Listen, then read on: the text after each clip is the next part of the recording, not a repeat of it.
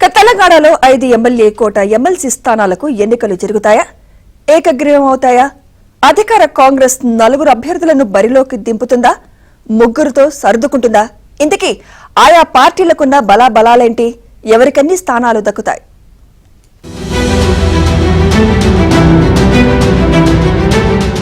ఎమ్మెల్సీలు మహమ్మద్ అలీ, సత్యవతి రాథోడ్, సేరి సుభాష్ రెడ్డి, ఎగ్గె మల్లేశం, మీర్జా రియాజుల్ హసన్ పదవీకాలం మార్చి 29తో ముగుస్తోంది. ఆ 5గురు ఎమ్మెల్యే కోట ఎమ్మెల్సీ స్థానాల ఎన్నికలకు ఇప్పటికే నోటిఫికేషన్ విడుదలైంది. నామినేషన్ల ప్రక్రియ మొదలైంది. మార్చి 10తో నామినేషన్ల దాఖలకు గడువు ముగుస్తుంది. దీంతో ఇటు అధికార కాంగ్రెస్, ప్రతిపక్ష బీఆర్ఎస్ అభ్యర్థుల ఎంపిక కోసం కసరత్తు ముమ్మరం చేశాయి. ఈ నేపథ్యంలో ఆ 2 పార్టీల్లో ఆశాహువుల సందడి పెరిగింది. అవకాశం దక్కించుకుని శాసన మండలిలో అడుగుపెట్టాలని ఆశలు పెట్టుకున్న నేతలు అధిష్టానం పెద్దల దృష్టిలో పడే ప్రయత్నం చేస్తున్నారు. అదలా ఉంటే ప్రస్తుతం ఖాళీ అవుతున్న 5 ఎమ్మెల్సీల్లో 4 బీఆర్ఎస్ కు చెందినవారు కాగా ఒకరు ఎంఐఎం పార్టీ ఎమ్మెల్సీ. మరిప్పుడు ఆ 5 స్థానాల్లో ఎవరికెన్ని దక్కుతాయనేది ఆసక్తిగా మారింది. 5 స్థానాలకు 5గురు అభ్యర్థులు మాత్రమే నామినేషన్ వేస్తే ఎన్నికలు లేకుండా ఏకగ్రీవం అవుతాయి. కానీ 6వ అభ్యర్థి బరిలో దిగితే పరిస్థితి ఏంటనే చర్చ మొదలైంది. గత అసెంబ్లీ ఎన్నికల్లో Congress 64, BRS 39, BJP 8, MIM 7, CPI ఓ ఎమ్మెల్యేను గెలిచాయి. కానీ కంటోన్మెంట్ నుంచి లాస్య నందిత మృతితో జరిగిన ఉప ఎన్నికల్లో ఆ స్థానాన్ని కాంగ్రెస్ గెలుచుకుంది.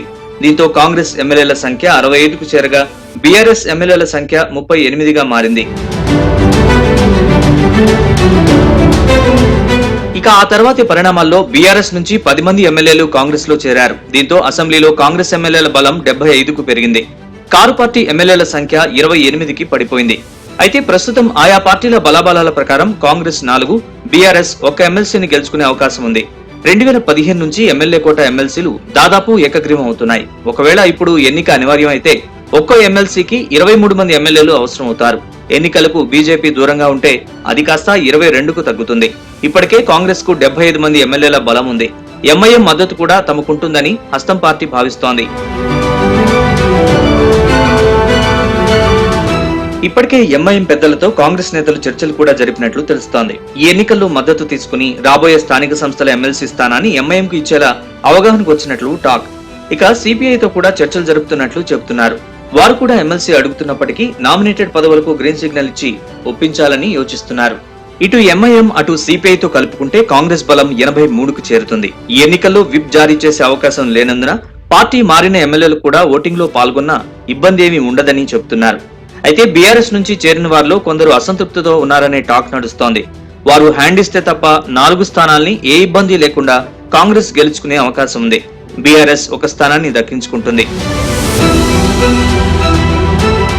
అదలా ఉంటే అటు కాంగ్రెస్ ఇటు బీఆర్ఎస్ నాయకత్వం అభ్యర్థుల ఎంపికపై ఫోకస్ చేశారు.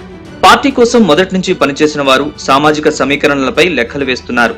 ప్రస్తుతం కాంగ్రెస్ లో ప్రభుత్వ సలహాదారు వేం నరేందర్ రెడ్డి, జెట్టి కుసుమ్ కుమార్, జగ్గారెడ్డి, షబీర్ అలీ, మధు యాష్కి, జీవన్ రెడ్డి, అద్దంకి దయాకర్, ఫిరోజ్ ఖాన్, ఫహీం ఖురేషి, అజంతుల్లా, సామ రామ్మోహన్ రెడ్డి, సరిత తిరుపతయ్య, అంజన్ కుమార్, చరణ్ ఎమ్మెల్సీ రేస్ లో ఉన్నారు. ఢిల్లీ పర్యటనలో ఉన్న సీఎం రేవంత్ రెడ్డి ఏఐసీసీ పెద్దలతో అభ్యర్థుల ఎంపిక కోసం చర్చించే అవకాశం ఉంది. 1-2 రోజుల్లో కాంగ్రెస్ అభ్యర్థులు ఎవరనేది క్లారిటీ వస్తుంది. ఇక బీఆర్ఎస్ లో ఆర్ఎస్ ప్రవీణ్ కుమార్, దాసోజు శ్రవణ్ కుమార్ పేర్లు వినిపిస్తున్నాయి. సత్యవతి రాథోడ్ మరోసారి అవకాశం దక్కుతుందని ఆశలు పెట్టుకున్నారు. గులాబీ బాస్ కేసీఆర్ ఆశీస్సులు ఎవరికి దక్కుతాయనేది హాట్ టాపిక్ గా మారింది.